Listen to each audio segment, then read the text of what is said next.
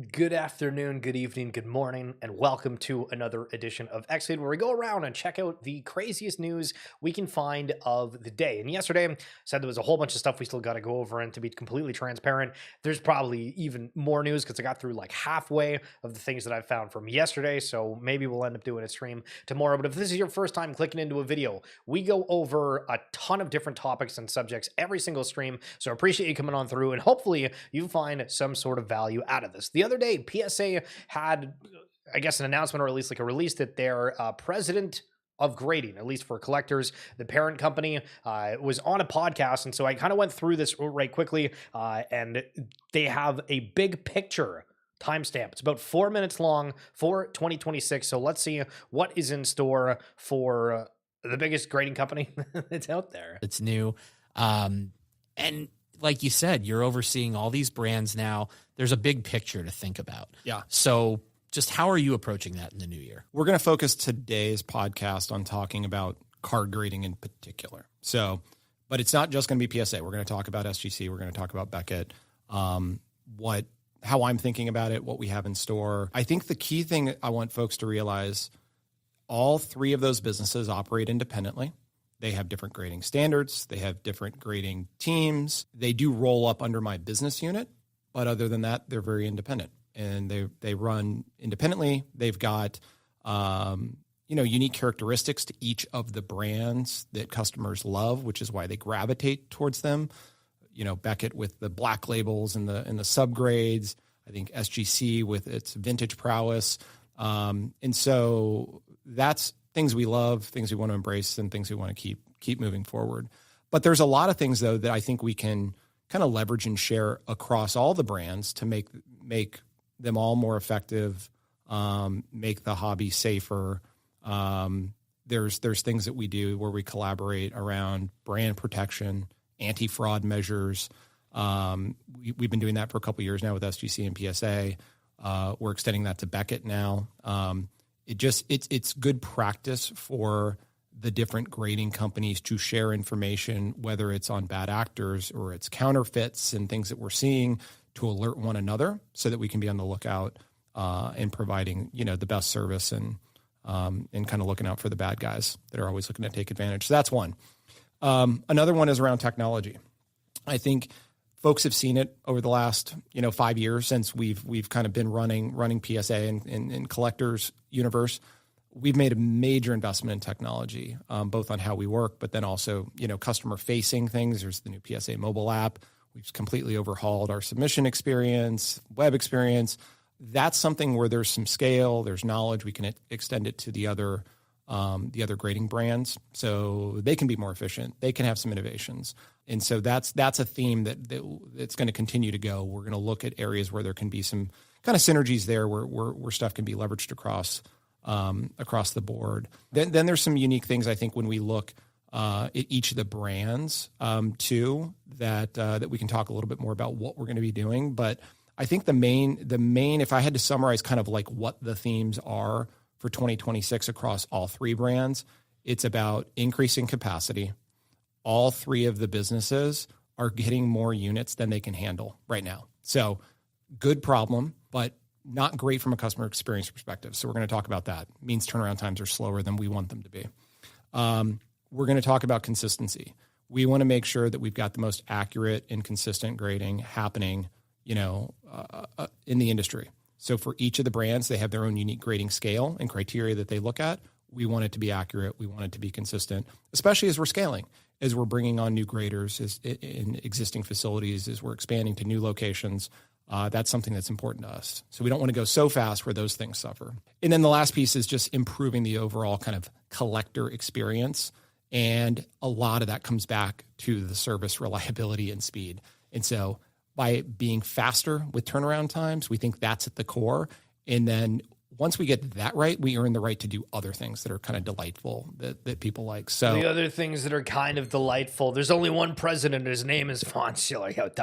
Like, yo, good morning. Hope you're doing well. Okay, so it's funny that they bring up the fraudulent aspect, right? I don't know if funny is the right term, but the Michael Jordan card that you see up on the top there, that is like the number one most fraudulent card that's come across along, well, and I think like number 5 on the list is the Pokemon Van Gogh from the museum a while ago. But very interesting throughout addressing the fact that they don't have enough speed, I guess, or people. I'm not sure how you'd want to phrase that either. And the turnaround times, I mean, we've seen almost every single month they're delaying things, increasing prices. It's 3+ months. You see some people that are commenting saying it's been a year and they still not received something back. And again, just grading companies, trading cards as a whole, as we've covered over the last little bit, just going completely insane. And I came across this, and there is a TCG simulator game that's out there. And I remember there was a video game one at one point. There's only one left, so I'll just open it. And it's like these small indie games are just hilarious. And I'm surprised at like a time when there's so much interest, especially within trading cards, there's not something that is like massively viral from like a video game perspective that's also kind of connecting itself in that realm. The Game of Thrones. We've got news that apparently the Jon Snow spinoff is not happening.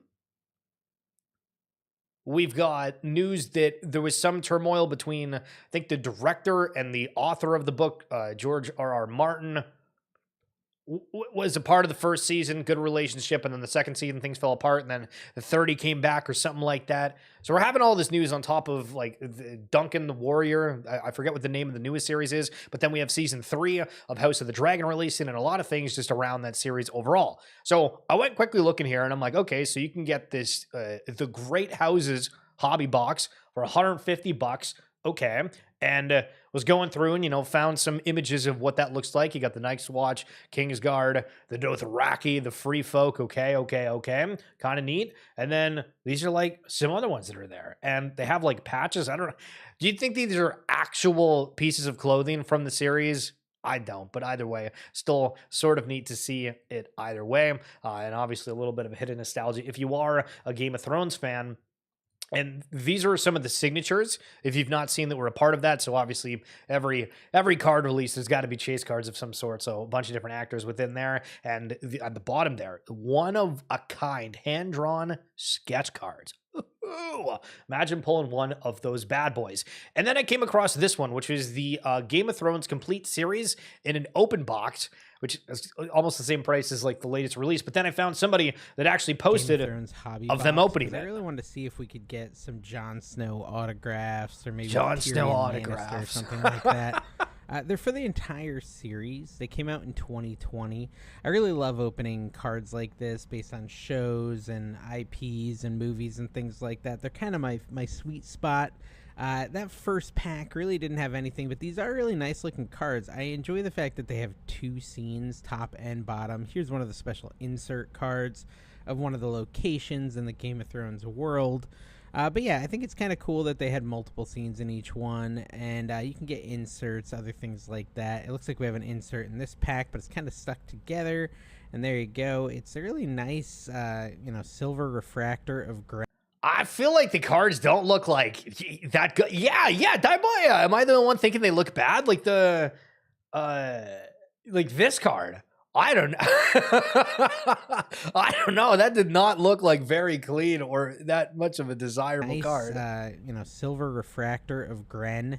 Talks about how he died. I love how in Game of Thrones, the main thing they focus on is their death, because like pretty much everyone dies in that show. Let's crack open one more pack and see if we get any crazy autographs. If not, we'll have to do it in the next video. So make sure you follow for more. Yeah, nothing. I don't know. Did you feel like, I would want to go out and buy that product for, what are we looking at? $140? Like, I was kind of excited about it. Then you see the video and it's almost a little bit of a letdown. That's kind of surprising. But I mean, I guess if you would have pulled the autograph, you'd have been, hey, but the card quality kind of And I've talked about where like Magic the Gathering, I was into it during the Dominaria set really heavily. And then I forget the one that happened right afterwards, but you could tell when you opened the cards, I was like, these are not good. Now, I think maybe it's a little bit different where that one, it just feels like the images and everything kind of like the way that it was printed on the paper did not look good. I don't know if it was the printer problem, paper problem, but like either way, more problems in the world.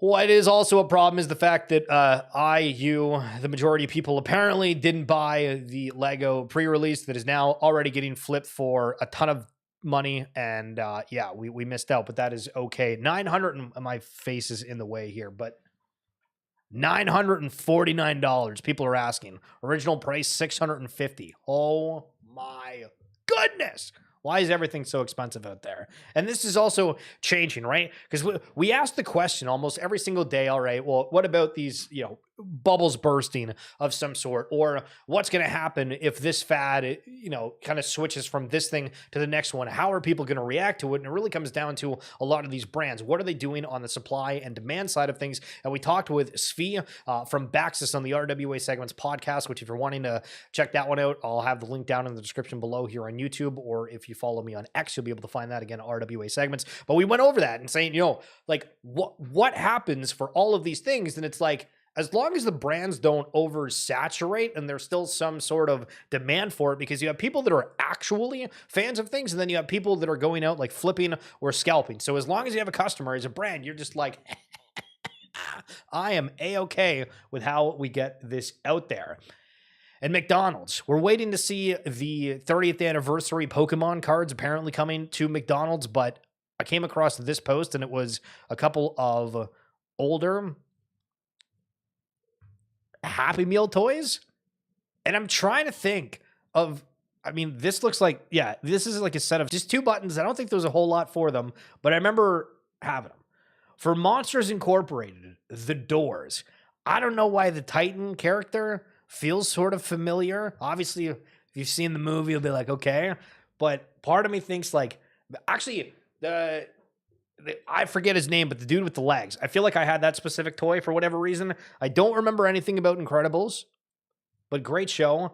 And the dogs. This was driving me crazy because I was looking at it and I looked it up and it said that this was a part of some Japanese artist that was a part of like art list. So I typed in art list and now that domain or whatever is some like AI generated field. So I don't know if Google, when I typed in like, what is the dog Happy Meal collab, it spat that out, but I was like, that doesn't feel like that's a part of it. But I also feel at one point that I had one of these, and the trip of nostalgia is really quite something. And that's what we're going to continue to do here. Look at these old ads. The Nintendo 64 back in the day, $199 to get yourself a gaming system going on through. Again, a whole bunch of different video games at $60 a pop. Funny that's still sort of like the price range for things overall. The image quality like isn't great, but the Game Boy, $50 for a Game Boy. Ay, ay, ay.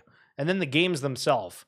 Just quickly looking at them, I don't know if I had any of those ones in specific, but thinking about it, I think Game Boy did have like a lot of games back in the day. And some Vibe news. This was a while ago, but I thought that it was just kind of super cool. So Vibes has done this thing where they've done a promo card with different companies, releases, and even regionally. And I was going through some stuff, and for whatever reason, this popped back up in my timeline because this was back in like November 20th of last year. And for one of the Canadian stores on the releases, they had a penguin that was dripping maple syrup with a beaver, and I just thought that was absolutely clever. So Vans, we've talked about how LEGO has not posted on X or Twitter in years. Vans, shockingly as well, even though these are some old Halloween shoes to put you in a spirit, they've not tweeted since 2022. If you are a brand and you have a platform that you have 1.1 million followers on, why in the halibut are you not trying to take advantage of that? That feels super strange to me. Maybe they just don't think that it's worth it, but apparently Vans is in good standing. Came across a couple of other different shoes as well. It's like, okay, cool. Just showing them off. A little bit of different Vans. And then Jordan shoes. These ones that are the Air Jordan 11 Rare Air becoming baseball cleats. Can you think back to when you were a kid, or even right now if you're younger, or into sports in general?